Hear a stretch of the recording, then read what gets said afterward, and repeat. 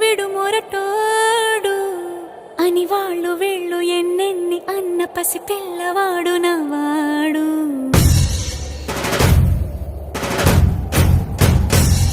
విడు ముండోడు అని ఊరు వాడ అనుకున్న గాని మహారాజు నాకు నవ్వాడు.